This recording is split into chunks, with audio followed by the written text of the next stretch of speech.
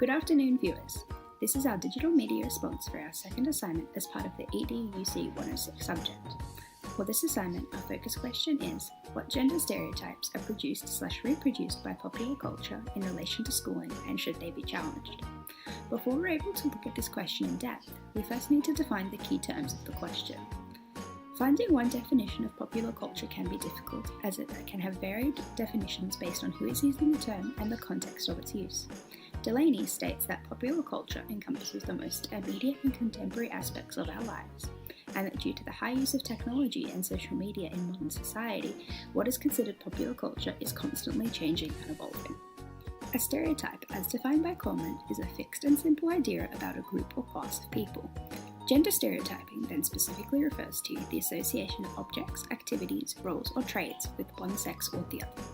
Children begin to learn gender stereotypes from a very young age, and typically by the beginning of primary school, around 5 years old, gender stereotypes regarding occupations and roles are well established, and then once a child enters schooling, the stereotypes regarding their educational ability and achievement become more apparent.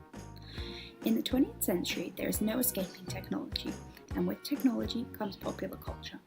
It's in our homes, at the shops, in the car, and in our schools. Popular culture for children today is video games, things like Fortnite, Minecraft, and FIFA.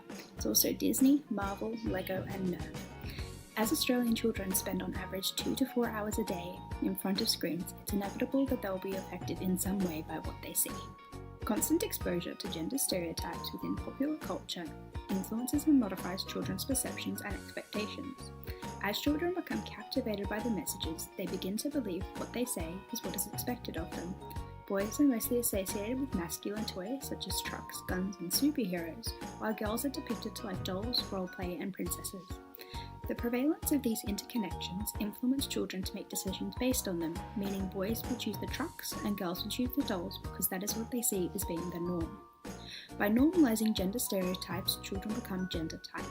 They are essentially molded into their gender by implicit and explicit messages they receive via social media.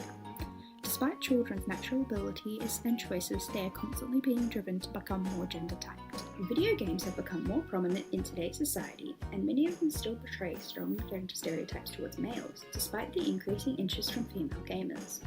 Almost all sporting games are completely male-dominated with no female characters at all.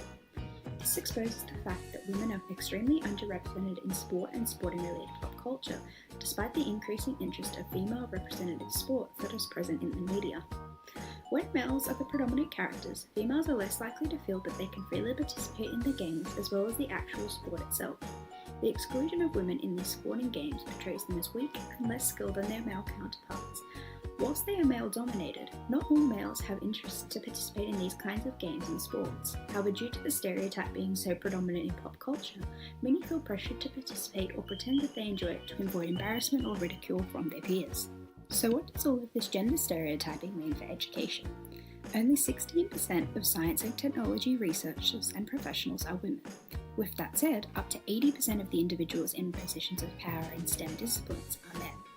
STEM stands for science, technology, engineering, maths, and medicine, and is a field where the world's problem solvers unite and find resolutions for challenging issues.